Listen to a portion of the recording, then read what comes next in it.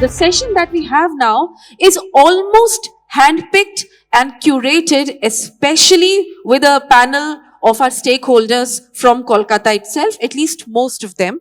And this is our time to invite them onto the stage. This discussion is on India gold jewelry market, skilling, employment and exports. Talking of skilling, just to remind you for the people that were not there yesterday, yesterday morning was an amazing initiative and some of our delegates visited Ankur Hati, which is one of its kind skilled labor marketplace for the Kolkata style jewelry craftsmanship. And this is exactly what we are delving upon, that, you know, what are the other attributes or what are the other measures that can be taken and what is the way forward. Talking of way forward, there is one person who's fully capable of chairing and moderating a session like this with his incisive, in-depth knowledge of the entire gold ecosystem, not only within India, but globally. Please put your hands up for the Principal Consultant Asia Metals Focus, Mr. Chirag Sheth, as he joins us up here. Ladies and gentlemen, our other speakers on this panel are going to be, let me start by talking about them. Mr. Suvankar Sen, MD and CEO, Senco Gold Limited. Mr. Amit Modak, CEO, PN Gadgil and Sons. Mr. Ketan Doshi, Modern Impex, Kolkata. And Mr. Prayas, Dugar, India Gem and Jewellery Creation. Requesting all the gentlemen onto the stage. Ladies and gentlemen, I would like to share something special about Mr. Suvankar Sen. He's the MD and CEO of Senco, as all of you are aware. He holds a bachelor's of science in economics from University of Calcutta, a PG diploma in business management from IMT Ghaziabad, and has been associated with the company since 2005.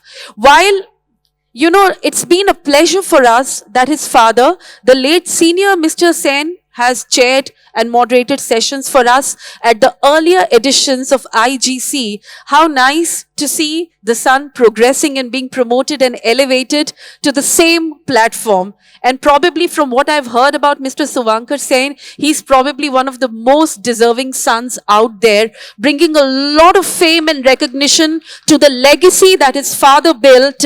And he has truly and justifiably lived up to the Sen name and brought a lot of laurels to Senco. Mr. Amit Modak, the CEO of PN Gadgil and Sons Private Limited, with over 3 decades of professional expertise in banking and commodity markets, he transformed a traditional goldsmith business into a well-organized retail jewelry brand. You step into the Maharashtra, Konkan, Goa region and PN Gadgil and Sons everywhere. That is how they've literally corporatized the entire story, and there are so many key takeaways for everyone here from the success story of PN Gadgil. Ladies and gentlemen, with over 29 outlets in Western region, they have been in news for their strategic move of foraying into the bullion business that propelled its turnover to cross the 10,000 crore milestone. Mr. Prayas Dugar, the MD at Indian Gem and Jewellery Creation for over 20 years. Now the company itself is over 6 decades old. A 60-year-old company with creativity and craftsmanship. So this is going to be a super interesting session with your super interesting moderator. Since I don't have much about Mr. Ketan Doshi, लेकिन I'm sure with such an illustrious panel, मैं चाहती हूँ कि आप अपना परिचय थोड़ा सा खुद दें, sir. Good afternoon, everyone. Ketan Doshi from Modern Impex, Senior Partner.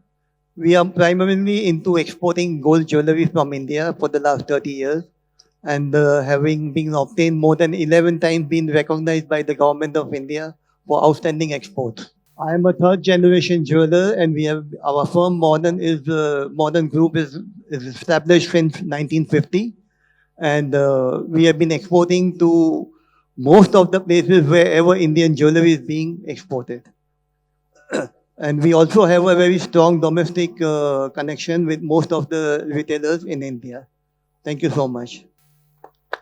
Thank you so much. And just to let you know, from the same family, Konal Doshi used to be a speaker earlier, and today we have you, sir, with a legacy that's almost 70, 80 years old. What an honor to have you here with us, sir. And with this, now I leave this session in the very able hands. Thank you very much. I hope my voice is audible. At the outset, let me just congratulate Vatsa, Vinayak and Abhinay and the entire team for 20 years successful 20 years of the IGC and looking forward to many more in coming years. Well, we've got a very interesting panel, some very august, uh, you know, people from the industry to discuss about the Indian gold jewelry market. Before that, I've got actually a very quick presentation to set a tone for this, panel discussion. So I think, all the data that you see on this presentation is actually taken from the India market report. So thanks to SOM and the World Gold Council for commissioning this report. I think we've seen an interesting time over the last, 10 years in the Indian gold jewelry market, right? You've seen, while in last 10 years, we've seen growth in per capita income, we've seen economic development in the country. However, two things have remained, pretty stagnant in that sense. Our manufacturing of gold jewelry and second, consumption of gold jewelry, right? So manufacturing or the consumption has remained pretty much flat despite the fact that there is growth in incomes, there is growth in GDP, and while a lot of people tell me that, Chirag, it's been flat because gold prices have gone up, right? But then when I look at it, you look at a lot of other items, right? Car prices, Maruti 800 probably 10 years ago was available at 2 lakh rupees. Today Maruti 800 doesn't exist, but Alto is available at, let's say, 7-8 lakh rupees, right? Two-wheelers, which were at one point in time probably available at 20-30,000 rupees. Today a two-wheeler is available at 1.5 lakh rupees, right? So despite the fact that prices of all these commodities have gone up, the sales have also gone up. So why is it that the jewelry consumption has remained stagnant? And we'll try to address that issue. Another issue is that despite so many store expansions, growth of branded players, shift of market share, why is it, and also the fact that Indian exports have risen, why is it that manufacturing has remained stagnant? So these are two things that we're going to address today. Another one to look at is, and this is a very, very interesting chart. We did a 30 cities tour and a study for the World Gold Council, and then we've come out with these figures. So in 2001, if you actually look at the standalone stores, had a market share of 70%. Today, standalone store market share stands at about 30%. Whereas, if you look at national chain stores, which was 7% at the start of 2000, have now grown to 39%. So there is a clear shift of market share towards, retail chain stores, both national as well as regional. Very interesting thing. This is something I'm sure all of you all know. 50 to 55% of the market is bridal, 40 to 45% is daily wear, and about 5% is fashion high-end jewelry. This is something which is, actually the biggest change that the market has seen over the last 5 or 6 years. And this is the growth of studded jewelry.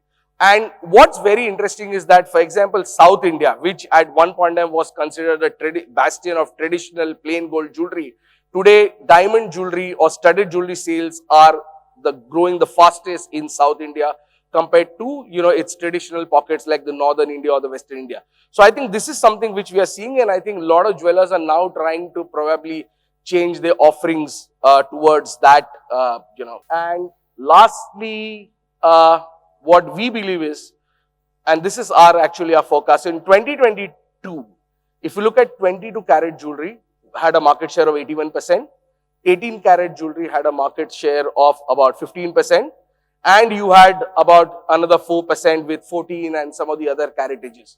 We in fact forecast that by come 2027, the market share of 22 carat, which is the bulk of a market, will go down from 81% to 75%. And this will come at the expense of growth in both 18 and 14. So this is broadly the context of today's, panel discussion. Let me start probably with Suvankar. Suvankar, firstly, congratulations on your successful IPO. Last 10 years, Suvankar, actually, we've seen market changing both on the consumer level as well as the trade level, right? Consumer level is more on a behavioral changes, right? Whereas trade level, it is more on the regulatory scenario, right? Right. What are the changes that you've seen as legacy jeweler who've been in existence for decades? What are the changes that you see? So, a lot that you have been showing on your presentation.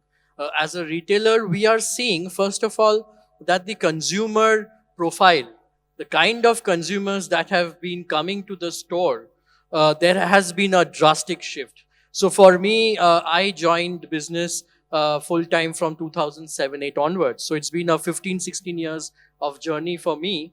So when we used to see the mother and the daughter coming to the store, maybe even 10-12 years back, we could identify that there was a generation shift happening.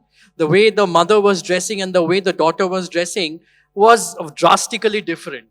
But if you look at the situation and the scenario today the mothers and the daughters are dressing in the same way. In a way, the kind of taste, preferences of the consumer towards fashion, towards jewelry has had a drastic shift. And it is with that drastic shift of lifestyle, fashion, taste and preferences that the preference towards jewelry, which is not just plain gold 22 karat jewelry, but diamond jewelry, platinum jewelry, other kind of jewelry that consumers would want to wear along with the kind of clothes they're wearing has become a big shift. So that is number one. Number two, in terms of shifting of priorities, we have these auspicious occasions like Dhanteras and an Akshaya Tritiya. But as a retailer, we need to keep on working towards ensuring that the new generation customers today, if we look at India and the young demographics that are there, the share of the wallet, the kind of lifestyle that they are leading, what will make them come to the store, which will serve a purpose to their needs. So if they are going for more parties now than they were going for parties maybe 7, 8, 10 years back. So as an industry, how are we helping them to look more beautiful? How are we accessorizing them more? So this is another change from a consumer perspective that we have been seeing.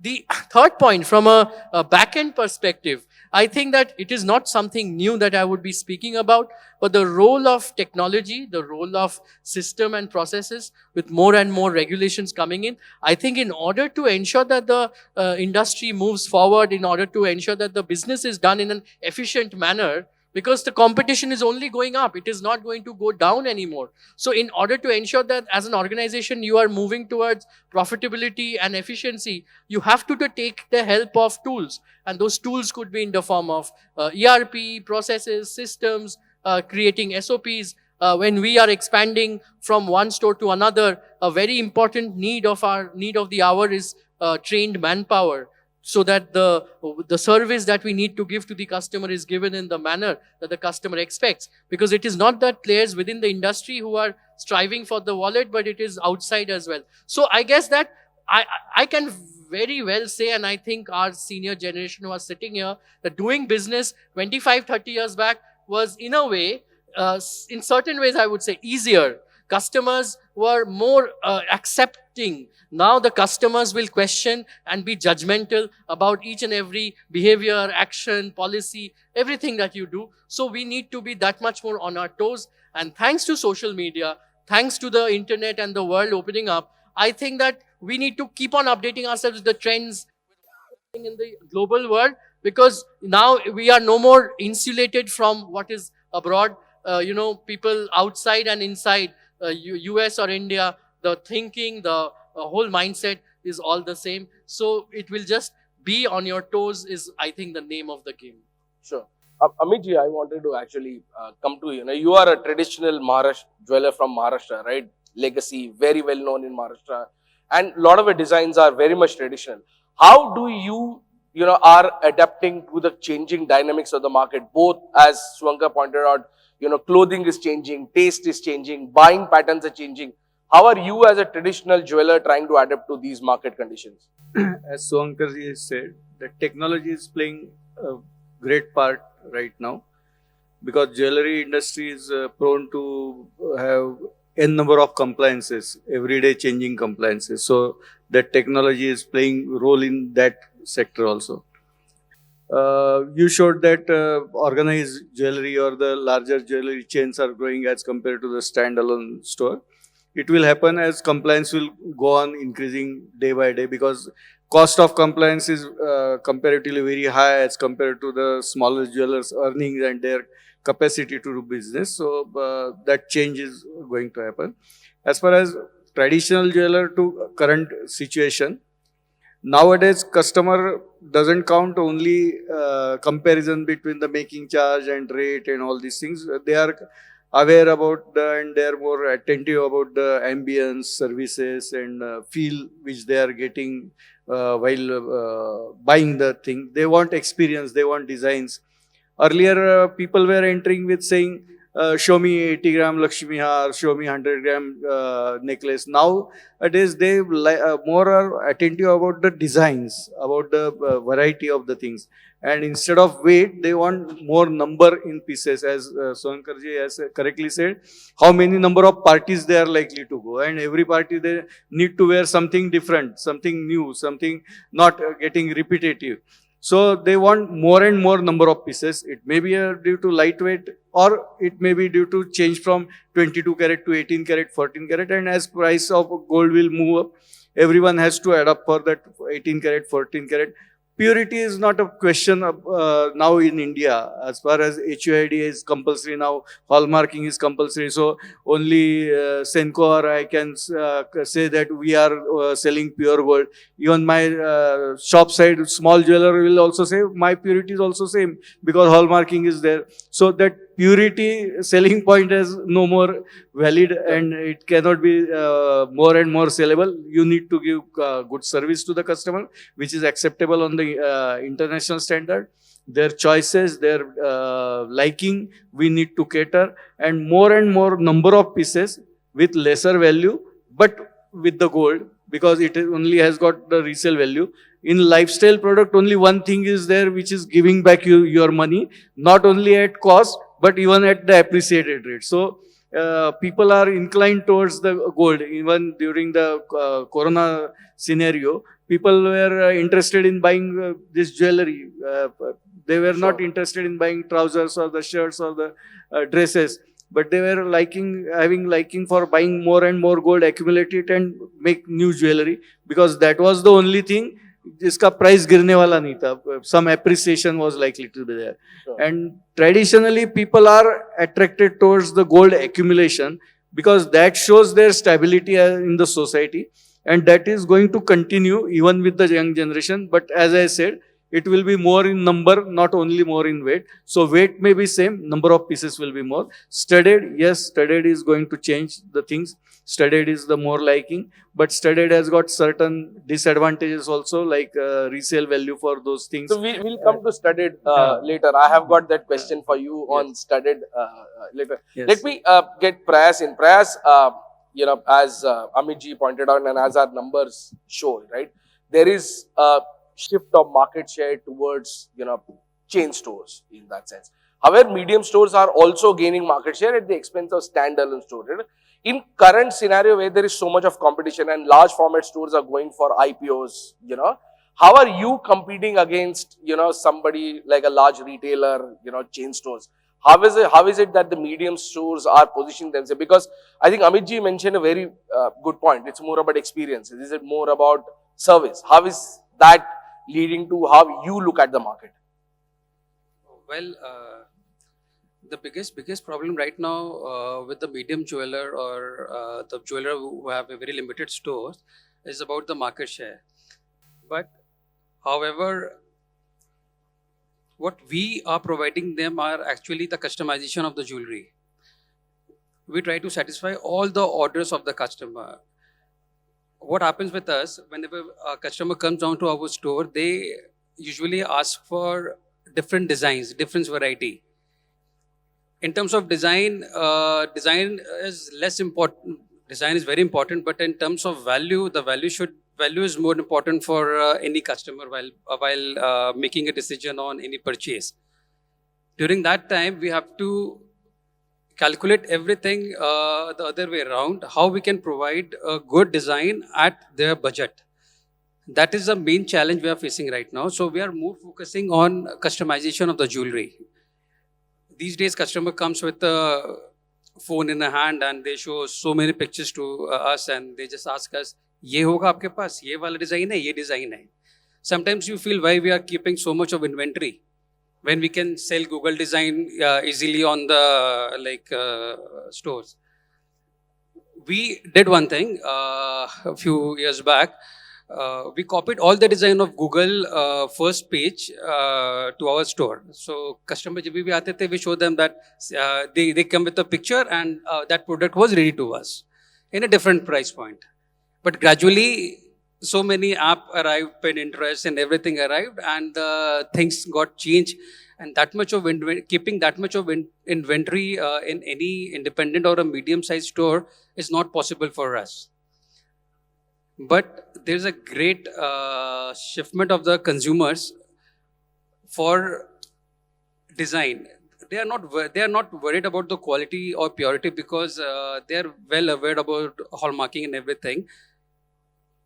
The price matters a lot these days. We are unable to increase the quantity because most of the marketing, what we are trying to focus on the smaller product. So that helping us to convert the customer for the smaller product, but in terms of quantity, the per store quantity we are not able to increase. That is the biggest challenge we are facing right now. But so then are you saying that, probably eventually what is going to happen is that large format chain stores will focus on mass product and the medium and the small scale will focus more on customization? Are you saying, is there a clear divide that we are seeing in future now? Small products are very important for medium customers, medium retailer or the independent retailer also. Anyone in the store, they sell highest ring or chains or tops. That is the most selling product for anyone. It might be an independent store, medium store or the large retailer. But somehow, medium retailer or maybe an independent retailer try to focus more on the services, their personal relationship and the customization. They never say no to the customer. Suppose they bought a goods from a large retailer, that piece has been broken, we can do the service. So for every second solution, medium jeweler or independent jeweler is the only solution to the customer right now. Right. Okay. Ketan bhai, coming to you and moving the track away from retail to manufacturing, right? We've seen that in last 10-15 years, there has been a lot of, I would say, growth in the retail sector in terms of getting it organized, right? A lot of it got organized, a lot of regulations came in, it helped retail to become organized. Compared to that, manufacturing still has been very much, I would say, a small scale industry in that sense. We've got, if you look at, let's say, even if we count both medium and, national chain stores as organized players, you are essentially talking about 60 to 70% of the industry becoming organized, right? Compared to that, retail is very much small scale, karigars, artisans, everybody having small units. What has been ailing, the manufacturing sector from becoming organized? Well, I would like to say that our karigars are very skilled in their artisanship, but they are not well versed with the government regulations and taxations. So now with the advent of so many new changes in the gold policy, with our advent of taxation and the GST implication, so they need to be educated more. They are well versed with making the jewelry, not with they are simply karigars, you can say, or artisans. So we need to educate them more in this sphere. If we can have some more workshops or something, seminars, whereby we can call them and involve them that, okay, you can go ahead a step forward, and other than manufacturing, you can take care of the logistics, which are sending in the goods. We have quite a lot of good logistics now. We have good consultants who can teach them how to prepare the documents and things like that. Sooner or later, I think the e-way bill is going to be introduced, because as it has been already passed by the central government. So I think education to karigars is very important, and if they are rightly guided, they will get, already they are quite versed with some of the procedures. But with a little bit of help, they would go a long way. And the manufacturing sector, it will get organized in a very big way. No, but Ketan, I appreciate your point about lack of education, right? But we've got hundreds of trade bodies in this country who are doing so many things. Then what is it? Why has that then step not been taken? If it is lack of education that is ailing the manufacturing sector, not becoming organized, then what is stopping from this whole educational initiative? Why is it that then We are doing jewelry shows, fashion shows. Why not then work towards the artisanal education? Whatever shows we are doing, basically the traders are exhibiting in that, they are interacting with that. Right. But the karigars we have to talk about, we have to uplift them actually. Right. So give them now, with the help of a second generation of karigars, their sons coming into the trade, they are getting, the sector is getting opening up, and they are trying to be more trader friendly, and you know, they can improvise their system of working. So I think that should give them a big boost in coming up. Prayas, do you agree? You also do a little bit of manufacturing. Would you agree with what Ketan Bhai has said? Absolutely, but sometimes what I feel, we want to literate our people, but they are more. They always say like, ki, "Babu, we are there for making the jewelry. We don't know accounts. We don't know this thing." They work under very minimum margin. If we talk about keep an accountant for this much and all this cost, they don't want to accept this cost. We are ready to bear that cost, but they feel still this process is too stagnant, and these processes are not possible for them.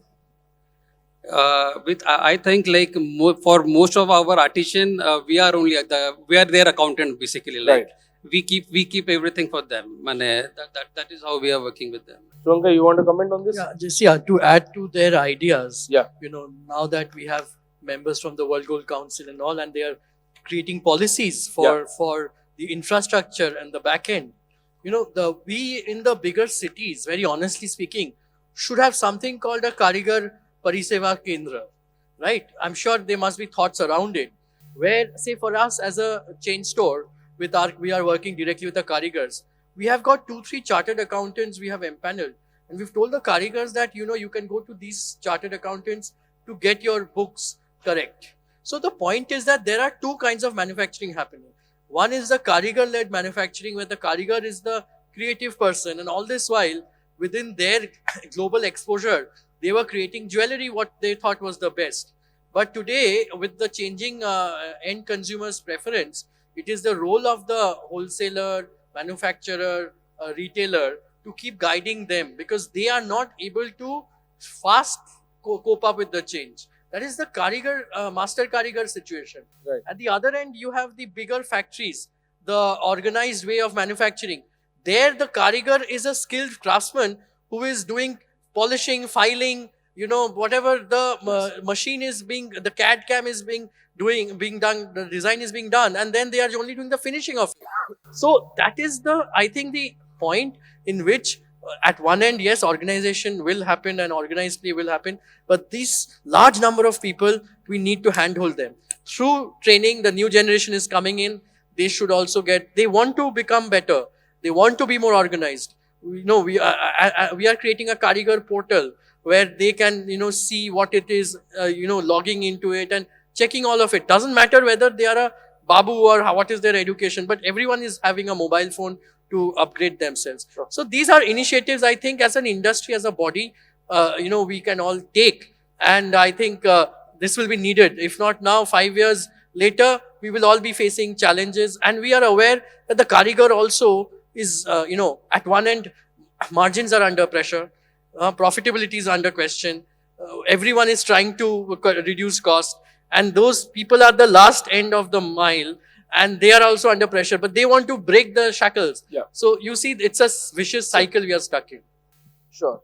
And since you mentioned margins, right, I wanted to actually, ask you this. So, Amit ji mentioned, right, now the differentiating factor is not your quality, right, because HUID, hallmarking, everybody's rate.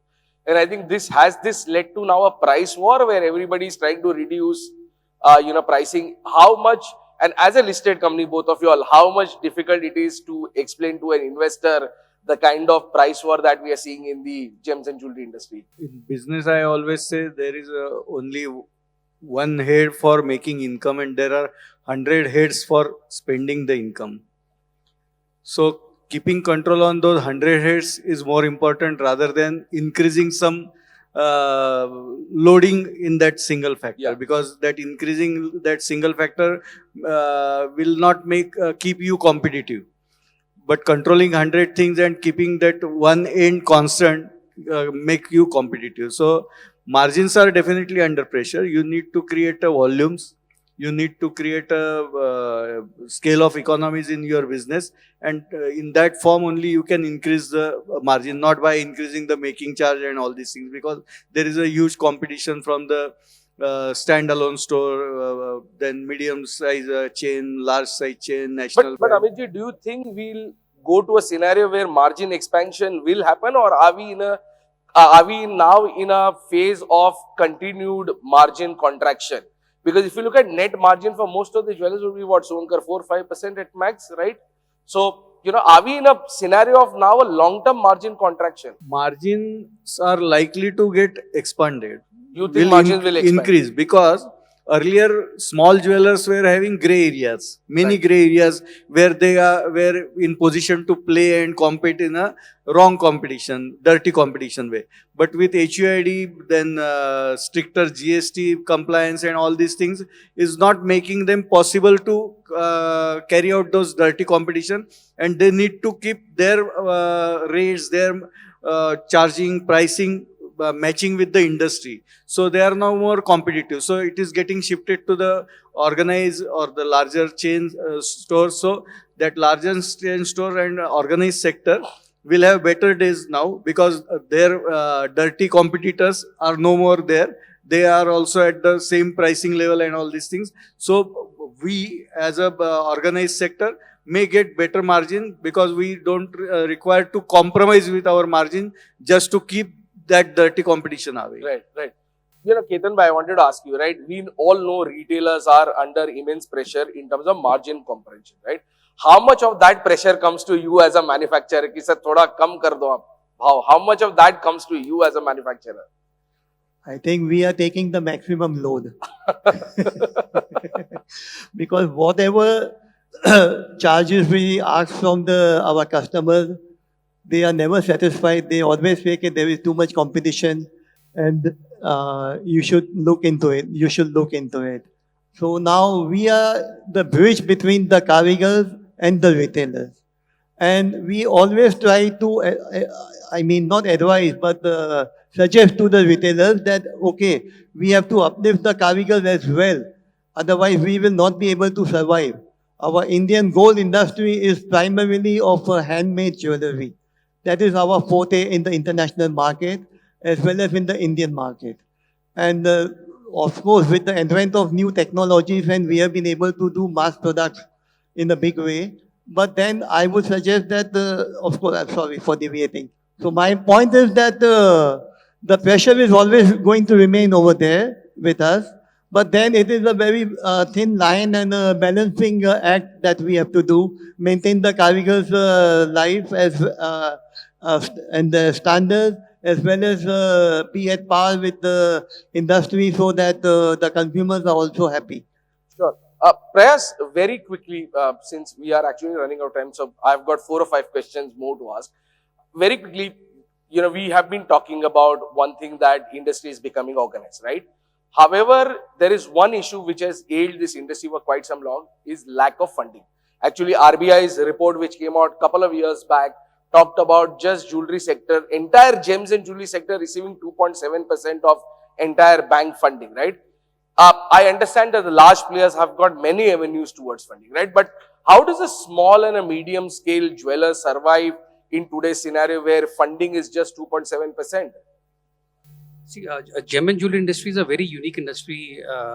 It has a different segment. Some are bullion traders, some are some deals in platinum, some deals in silver. Every business have a different requirement of the fund for them, and they have a different modus of operation. But the since our industry in the negative category from a very long time, medium jewelers or independent jewelers are facing very big challenges in acquiring the fund.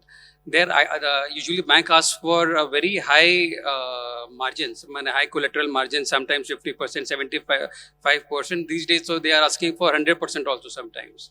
In such a scenario where the margin is not there, and we have to accommodate the entire cost by selling gold jewelry, where the share is of the maximum percentage in our sales category and the margin is just nominal. In such situation, acquiring funding is a very big challenge for us, for any independent and medium size retailer. In such time, we are focusing on the high margin goods, but the percentage of quantity of sale is very less in that. The bank are understanding this problem. They are discussing regularly with the medium jeweler about it, but at the end, they are not able to give us money. They are not able to provide the fund because they always compare the balance sheet of the independent jeweler with the listed companies. So you find a very big difference sometimes in both of the balance sheets. So that is a main. But tell me one thing, Prayas, and I think this is something which Som has for many years talked about this, right? A lot of times we hear from people saying, Indian gems and jewelry industry, the outstanding stock is 5,000 tons, 6,000 tons, right? In a 2.7% bank funding, do we really have, how are you able to sustain so much of gold? If you all are sustaining so much amount of gold, then every jeweler should be a banker actually, and I think SBI, HDFC should stop their branches and the bank should start lending people, right? How is it that the jewelry industry is able to even fund so much of stock? Technically, if we see the amount of stock independent jeweler or a medium-sized jeweler should have in such market where the large corporates are having end amount of stock, Yes. and there is no comparison between the stock level between all the categories. Absolutely. In that position, how independent and the medium jeweler will fight with them, like how they will compete with them. Right. The lowest margin, the large corporate sells anything with a very nominal margin. They play on the scale and volume. That's fine. But for a medium jeweler and for the small jeweler, small jeweler is a very important part of our industry. More than 5 lakh of jewelers are small jewelers. They provide so much of employment. They are the main bridge between, what I feel, they are the main bridge between the small people and the big jeweler. They play as a test element. Like if we go in any street and any lane, we see small jewelers were there before. They used to sell small items to the local people in that area. After a few years, those people come to the independent store. Then they move to the medium store and then they go to the large corporate. Right now, the situation in India is such that there is no small jewelers. They directly have to come to the medium jeweler or the large corporates. So what happening right now, we are not able to make them a test of the product. Like what FMG do, they go in every lane and they show a product. Bhai, isko test karo, this is very good. Our quality is best. Ab isko free mein use karke dekho. That role was playing by the small jewelers for such a long period. And right now, everything is doing by marketing, and we are only advertisement is the source of acquiring the customer right now. Sure. That is playing a very vital role. Suvankar, let's look at India's consumption, right? For decades, our consumption has ranged between 600, 700 tons in terms of jewelry consumption, right? As I mentioned, your incomes have gone up, GDP has gone up. Yes, gold prices have gone up, but prices of every other item has gone up, right? Why is it that on a tonnage basis, gold market in India is not able to expand, whereas, car sales are touching record levels, you look at two-wheeler sales are touching record levels, mobile phone sales are touching. In fact, today mobile phones are as expensive as 20 grams of gold jewelry. Why is it that whereas all these item sales on a unit basis are going up, why is it that jewelry sales are not going up? So I think it has a lot to do with branding and the effort we as an industry are going to put towards creating more aspiration around the product. Today, everyone wants to wear, wants to buy better cars. Everyone wants to buy bigger, better clothes, more whatever in terms of price or in terms of whatever. But when we talk of jewelry, we are talking of creating lighter weight jewelry. No one is wanting to pay more in a way. Maybe that 5-10% of the population who are really got the mental mindset to pay, they will go and try to pay for a much bigger international brand. So as an industry, I think that, like what we discussed, we need to work harder on the softer aspects of the business. We need to understand that our consumers are looking for something which is beyond the breakups that we give. And yes, trust is very critical. What Prayas was saying, in terms of banks or whoever the stakeholders are, why is that there are doubts? It is because of sharing of information, sharing of data, how open you are with your, stakeholders. So similarly, from the selling point of view, we need to work on those basic fundamentals and build that aspiration as an industry. You will see, yes, 14 karat, 18 karat will happen. So if you look at a tonnage growth, more and more Indians should buy more and more gold, and then only you will have more and more tonnage getting imported or sold. Maybe that will also happen, but that will be 1 year out of 5 years. And the rest of the 3 years will be again a very stable kind of thing. So this is how I think we look at it. Let's work on the what we have not worked on, and I'm sure we will But succeed. as Professor Sai mentioned in his speech about the changing dynamics of the younger generation, are we really positioning ourselves to the younger generation, or are we still very much positioning ourselves to 35, 40 plus kind of age bracket? Are we positioning ourselves to the 20 years old, the 25 years old? So the habit of wearing jewelry should start at 20. But what we have seen as retailers is only after the age of 30, either you get married or a maturity comes in, then you become more, your mind is more towards buying jewelry and making it as a habit. But if you talk to any 20-year-old or 18 or 22-year-old, they will be happy with the sleekest of chains. And, but at the same time, if you look at and study the trend, there are such trends in other parts of fashion happening, which is so over the top that it is sometimes unbelievable. But as an industry, are we being able to bring in that? Yeah. That is the question I think we all need to work towards achieving. Amitji, actually, I had one question to you. Our data shows, and all of you all agree, the growth of 18 and 14 karat, right? While there is a bit of plain gold jewelry in that, but large part of it is studded jewelry. And one of the biggest revolution in studded jewelry is lab-grown diamonds, right? Are you as a retailer worried about the growth of lab-grown diamond, and do you think that will impact the future gold demand in India? Or do you think the growth in lab-grown diamond is actually good for gold demand in India? For designs and variety, lab-grown diamond is good because it is costing very less and satisfying that. So I have got diamond at very throwaway price as compared to the natural diamond. And since those are going to be weared, Yes. lab-grown diamond I cannot carry in the pocket. So it needs to be fabricated. So वो fabricate करने है, so then it needs to be in the gold or the 14 karat or 18 karat, whatever it may be. And that way, if young generation is getting inclined towards the lab-grown diamond, it's good for the jewelry industry because ultimately it is getting fabricated into 14 or 18 karat gold. So jewelry person will have business out of that additionally. Right. Whether to solicit lab-grown diamond or natural diamond, it's a part of the business policy. But lab-grown diamond increasing inclination and getting satisfaction that I am having diamond, it will increase the additional fabrication of those diamond into jewelry form, and that jewelry form fabrication will increase the. So in a sense, you are not market share. worried that Yes. less gold would go in, right? Because actually, if you look at in India, lab-grown diamond growth has been, kind of organically. You don't see too much of marketing of lab-grown diamond. So price is essentially the driver, right? Actually, Ketan bhai, I wanted to ask you. Yes, please. One comment I want to make, that GDP growth and all these things not getting linked with the gold. One, you are very much right. But new urbanization is creating necessities for the people. Like you said, car market is growing, mobile market is growing, Yes. other markets are growing. Those are necessities and due to new urbanization scheme. But gold is a discretionary.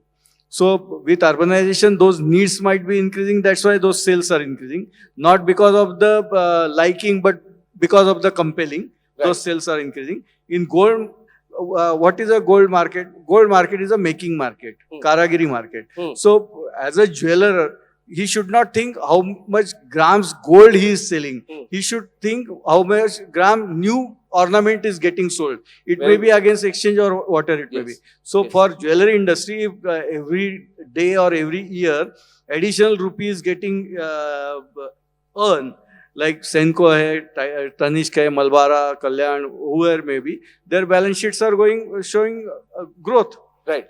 That growth is coming out of the making charge which they are earning. It is not from the new virgin gold sold. It may be the remaking of the तो thing. Sir then क्या industry ने margins बढ़ाने पे focus करना चाहिए? शायद अच्छे designs लेके आए तो उतना आप ज्यादा मार्जिन डिमांड कर पाओ, क्या इस पे फोकस होना चाहिए फिर? Industry should tell the customer that you should wear latest design. So remaking will happen repeatedly. And if remaking earlier is happening at 6 or 7 years, it should come down to 2 to 3 years. Automatically industry's growth will be there and automatically earnings will grow, even though not new gold consumption will grow. So actually this very quickly, Suvankar and Prayas, since Amit ji has made this point, right? Then should we focus on, made jewelry into an investment, a commodity product, right? And that's why we are facing all these problems of low margin. How much do I pay? Do I pay 20%? तो कल जब मैं बेचूंगा तो 20% ऊपर जाएगा तब मेरे को लेगा. Should we start marketing gold jewelry as a fashion product? Because fashion में मैं ये नहीं सोचता हूँ कि मेरे को ये 5 साल तक पहनना है. Why is it then we are not doing that? So you're right. We should market it as a fashion product. And on the old gold exchange part, I would like to add one more thing. In the last 3-4 months, I'm sure all of us retailers have seen, thanks to HUID becoming compulsory and hallmarking becoming compulsory, the exchange of old gold has gone up immensely. Almost 40, 50%, 60% in compared to the previous quarter. So this has been a trend, so where consumers are coming. Maybe how we as retailers say that get the latest design and charge a premium on the design rather than just commoditizing and working on the price aspect. Prayas, very quickly, what's your... In retail, obviously margin is a very important role. और अगर अपने को margin बढ़ाना है तो for that designs plays an important role. But in India, it is already a commodity. It's not a fashion statement. आप कभी नहीं देखेंगे कोई भी एक आदमी कोई भी एक लोग कुछ ज्वेलरी खरीद के वो पोस्ट करेंगे इंस्टाग्राम में या पोस्ट करेंगे आपको फेसबुक में. They will feel कि इनफैक्ट वो आपसे अगर लेके जाएंगे तो they will tell you कि आप कोई को बताइएगा मत, मैंने आपसे लिया है. So this makes a whole difference in fashion and investment part, what I personally feel. जब तक अपने customers Facebook में या Instagram में कुछ jewelry खरीद के वो डालें नहीं और बताएं नहीं लोगों को कि नहीं, see I'm having this jewelry, why don't you buy it? एक लोग कोई भी आज एक BMW लेते हैं या एक छोटा सा फोन भी लेते हैं तो they start posting on the online. But this is not there in our then case. is this a problem? And this is, you hit the nail on the head, right? Jewelry is not Instagrammable, right? Exactly. Is it because if I Instagram my jewelry, I am showing off, whereas Instagramming your vacation or your exactly. is that also a problem where we've put gold as status symbol as well? See, gold is a status symbol or not. That is actually आपको define नहीं करता है कि ये status symbol है कि नहीं है. अगर अपने को technically देखें, because gold is an investment for sure, but is it BMW a status symbol? Probably, yeah. For some, for not. Yes. So India is जब अपने marketing करते हैं कि it's affordable price, so affordable एक ऐसा word है कि अब किसके लिए BMW भी affordable है, किनके लिए मारुति कार भी affordable नहीं है. So gold is still not a fashion element जो उसमें हम लोग जो miss कर रहे हैं. Diamond, any jewelry in India is selling as a product right now. For us, we try to market as a price, not as a commodity. कि भाई आप इतने में ले लो, आप इतने में ले लो, आप इतने में ले लो. And if we keep marketing this way, I mean, we won't able to make gold or any jewelry as a fashion statement in Sure. India. Okay. One last question to all of you all. Ketan bhai, you can start with it. Actually, I saw Ashok ji here. So, are you aware, we've had this big revolution coming in the market, IABX, right? One of the biggest reforms that we had. Are you aware of IABX? Have you used it? If not, then what is the reason that you've not used importing gold to the exchange? If all of you all could comment one by one, maybe Ketan bhai, start with you. Well, to begin with, we have not used the IBX. And basically, it is not that we are ignorant about it, but there are certain regulations which we fear that later on with the government regulations, whatever they come up with, sometimes there is a small window left for an error or some dispute. So we are very skeptical about it, particularly our firm, that until and unless there are 100% clarification given by the government for not a short period of time, but for a substantial period of time. In between, there should be no change of policy or any irregularity in the statement, whatever they have given. So that clarification, maybe we are not aware of the 100% the regulation, but that is one of the reasons why we have not started it yet. Amitji? IIBX has come up, but there are many shortcomings in their operational things. Like you need to keep 100% collateral in your account in a cash form, then only your order can be put in.